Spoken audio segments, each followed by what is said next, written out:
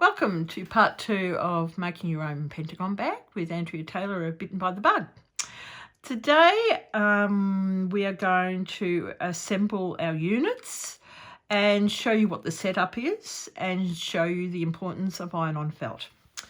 Okay, so this is our pattern, and as we mentioned in part 1, which is useful you to watch to get an overall feel of this bag, its options, its variations, and looking inside the pattern, which we're also going to do today as well. Okay, so this is your pattern. Is it available as a download? You can buy it as a part kit, meaning that it has your templates, your felt, and your patterns, your instructions, and as well as this master copy of your template and felt and fabric pieces. Right, okay, but of course I don't really need that, so I've got a lot more that I need to show you apart from a pattern today. Now this is iron-on felt. I have a piece here. This is a 30 centimetre piece. It would make you many Pentagon bags.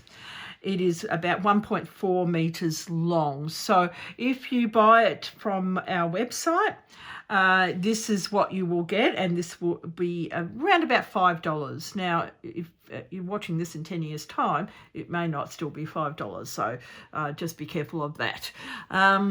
Check the website, Bitten by the Bug. Now, this is fabulous stuff. I use it for so many things, not just the Pentagon bag. It is quite fine. It is very stable, and it tends to always stick. I will warn you though, please don't use linen heat on your iron, because that is just flirting with danger. As we know, all fusibles are evil, and this one is not to be excluded in that group, because they can be melted and make a terrible state of your iron. So please don't use it for the iron that you maybe iron your clothes or your husband's shirts. That would not be a good thing. But if you always keep to that rule to test with a scrap piece of fabric with a scrap bit of felt, to test how that fabric responds to the felt, I think you can't go wrong. I use this on lightweight denim, Dobby Shantung, which is a Japanese heavier weight fabric, which is actually this one here. This is a Dobby Shantung, the Shantung being this sort of like self-patterning across it. Beautiful fabric to embroider on, and really lovely to use in Pentagon bags, and lots of other things as well. Quilts, to name one. Okay, so this is your felt. I use every inch I can of it. There's no grain to it. There's no stretch to it. You don't have to worry about putting things on the straight grain. You can put your templates and squeeze them up and get as much out of it as you can. It will still perform absolutely perfectly. Now, one side of it, as you can see, looks like felt. And the other side, you can see that shininess. It looks like snails have been over it. It's like snail trail. There you go. Now, that's the sticky side. Now, that's the side which will melt from heat. You activate it, and it will stick to the wrong side of your fabric. Remember, wrong side of your fabric. We've all done it and stuck it to the right side of the fabric, but we really don't want to repeat it after we've done it once. Okay, so this is, as I said, available on my website. We always keep it. It's industrial felt for doing industrial embroidery, machine embroidery. I found it by accident, and I have never used anything else since. So I don't use Pellin, I don't use iron-on interfacing. Of course, in my dressmaking I do, but not for these type of things. And I've always found this the most reliable. Okay, so let's put that aside and show you what we're going to do today. Okay, now I've sort of got ahead because you don't want to see me doing this 1,000 times because it's going to be a little bit boring. But I've done some units here that are all ready to go. Okay, in this size, this bigger size, it's around about 1.5 to 2 inches on the side. I cannot remember. That's a terrible thing, isn't it? To get a tape measure and tell you later on. Okay, and I've also got a whole lot of the little ones done as well. So that I will be making 2 Pentagon bags from all this. And this was probably from about 1/2 metre of fabric in total. If you're going to do 2 bags, obviously you need more fabric. Though I have not cut the lining for either of these yet. And quite often I don't until I've finished the outside, because sometimes if I pick a lining before, it's not really right, and I don't want it too dark inside. I think that's one thing that you should always remember.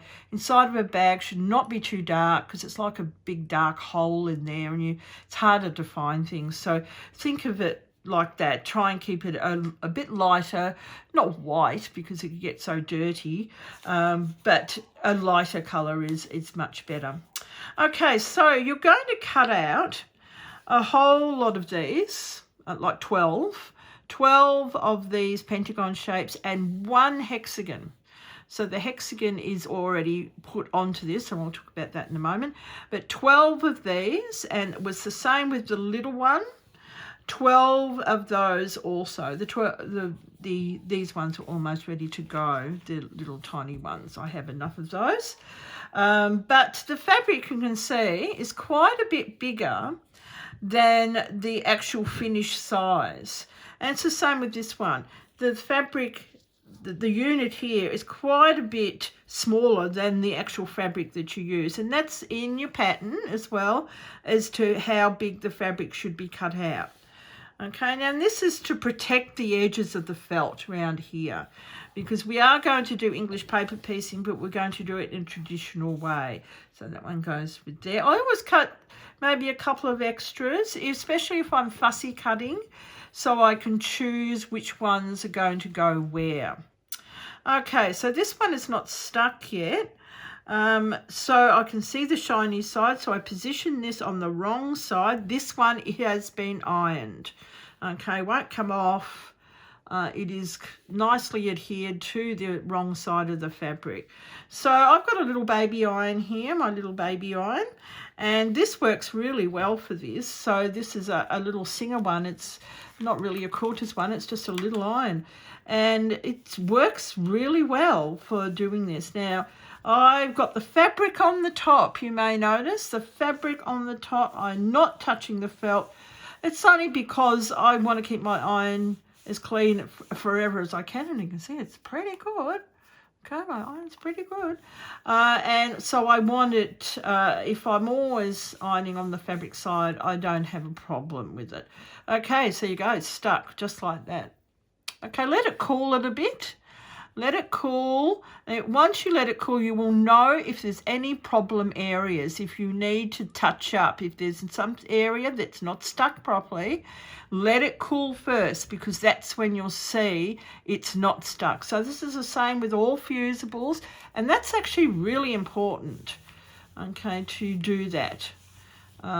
Give it another touch up if you feel like it, and then what I do is I get one of the paper, which is like a cardstock. It's not quite cardboard, it's cardstock. And you can see I have used it before. You can little holes in there. And then I put a pin through the whole lot. So the pin goes through the cardboard, goes through the felt, and you can see it on the other side. Just like you can just see it there. Okay. And this stops this swiveling around, and you then only need 1 pin. Okay, and I then stack them all up, and then I get ready to do the next part. Okay, so the next part. Thread up of quite a fine needle. You don't want a broom handle needle. You want something that that you can work quickly with, not too long and big, and won't unthread itself. And I just have 1 layer, not double thread, just 1 little thread and a knot in the end. You can see that. Yeah, you can see that. Would have been good if it was black, hey? Okay, so now I'm going to turn over my edges. Now you might see it's not exactly really tidily exact, I think we get bogged down with that a bit. As long as my turnover is enough, I'm happy. So I'm turning over the cardboard, and then I'm turning over again, and I make there is a false mitre. Like, it's an angle turn. Okay, and the angle turn keeps it tidy and keeps it out of the way of the outside edge. Okay, so I'm tacking along just the fabric. I am not going through the cardboard, and I'm making 2 stitches on the false mitre and pulling those quite tight. And then I rotate and I just keep going, turn that over. I do 1 little stitch in the centre, and then I don't even pull it through. I grab the next mitre, false mitre, and I go through twice. So this is quite quick to do. Sit in front of the telly and do this job, because this is an important job, but it's almost like robotic after a while. Turn this under, do another mitre, and you will have 5 of these. 1, 2, 3, 4, and my final one, number 5. And you then can do 3 at this one, 3 little stitches at this one, and then cut it off, and it's ready to go. Okay, and it goes in the pile of the ones that are done. 1, 2, 3. Okay, cut that off, and I remove the pin because it is not needed now, because the turnover of this is sufficient that this cardboard cannot fall out. It does not drop out.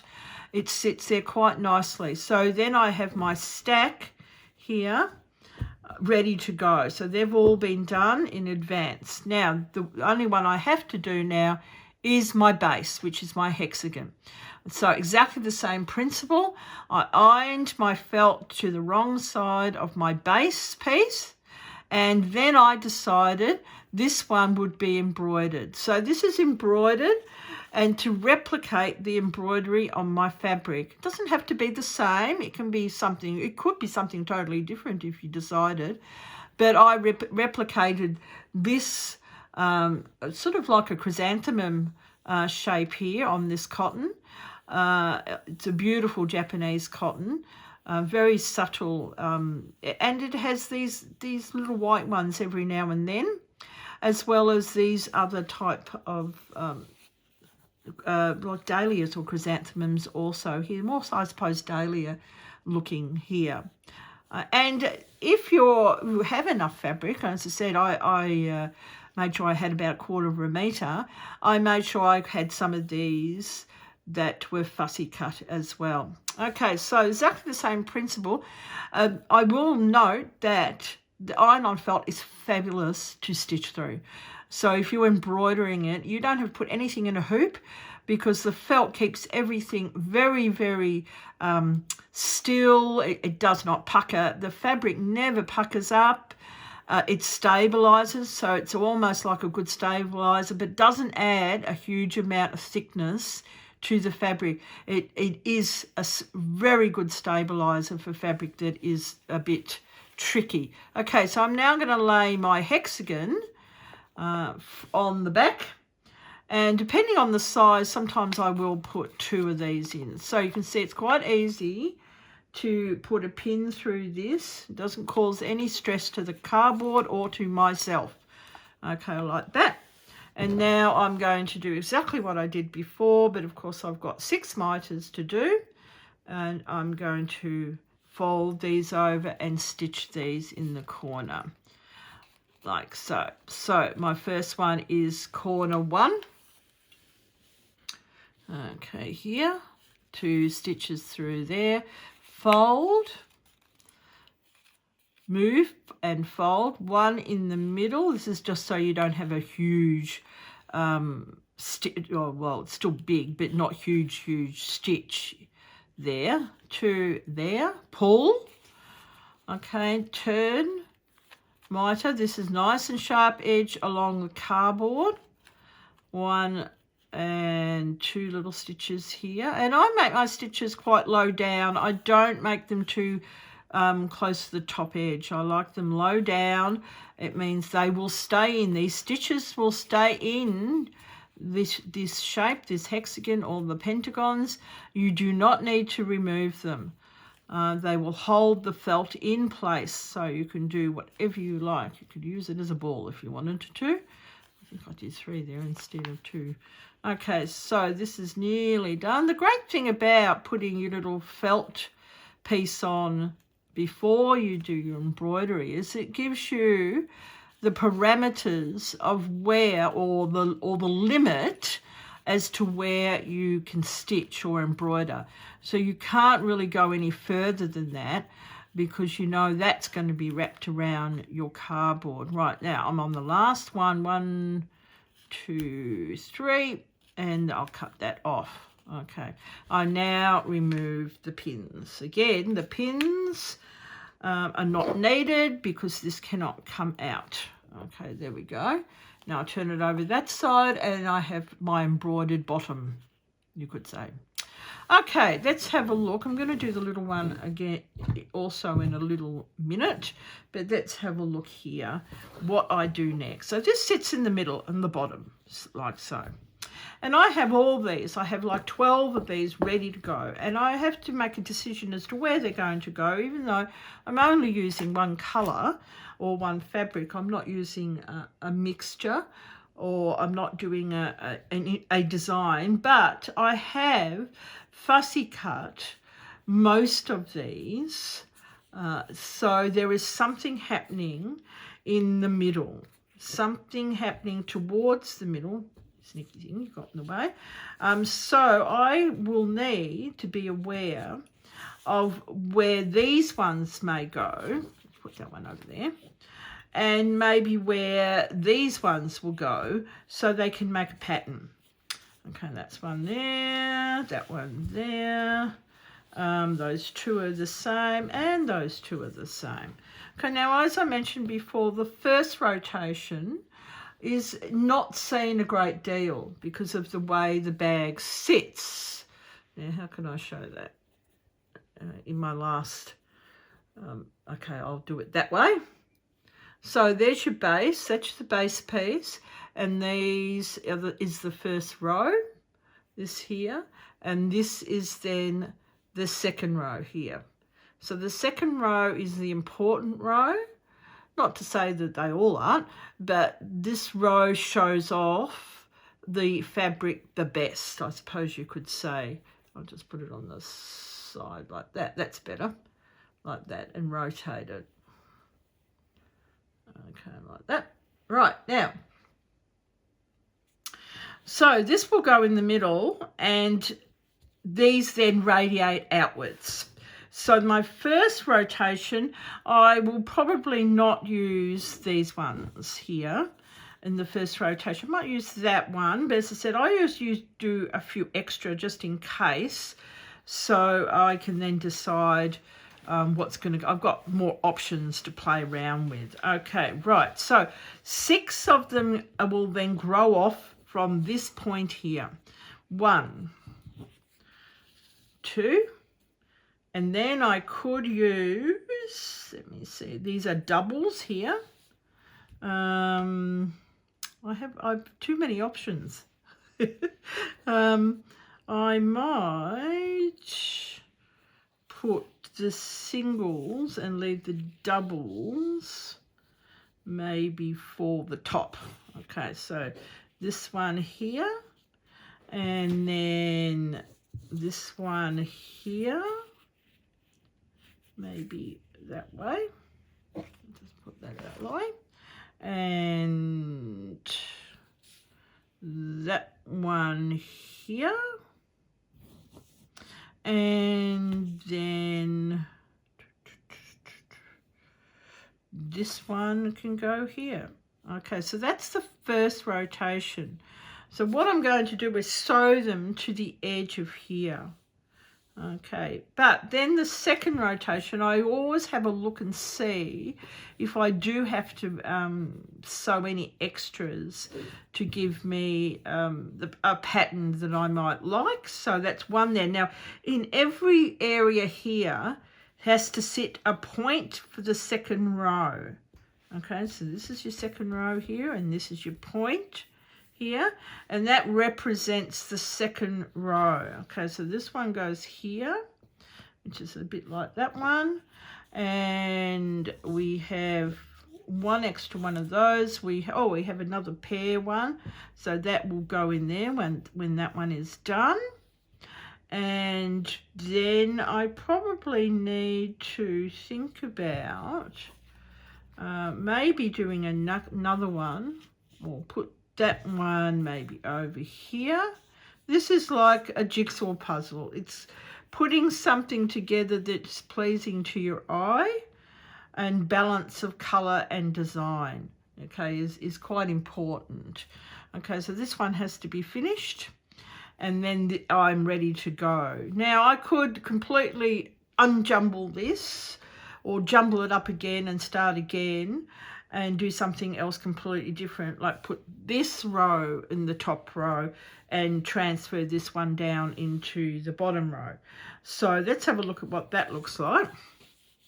So here we put that one there, and we put that one here. And if we're really pedantic, we'll turn it up so it's got the same angle. We then put that one there. Okay, and then we know then this one could go here because it's the same here. 1, 2, 3. And then that one will go there once it's done. Okay, so that could be the first row. So you've got decisions to make, I suppose you could say, and it just takes a bit of time because everyone's different as far as how things are designed and how they look, and it's important because you don't want to have to try and rejig it afterwards once you've made a design. Okay, so this is part 2. So we've prepared our pentagons and our hexagon. We've shown the setup, and I've told you the importance of using iron-on felt, very important. And your embroidery, which it can be a really nice little surprise when you pick up your Pentagon bag and you have some embroidery on the base, like this one here. So this is part 2. Part 3, I'm going to be sewing these together and have the little one ready to go also. So I will see you in part 3. And now don't forget, part 1 is just as important. So get a cup of tea, have a sit down, and have a look at part 1 and part 2. See you in part 3 of the Pentagon bag. Thank you.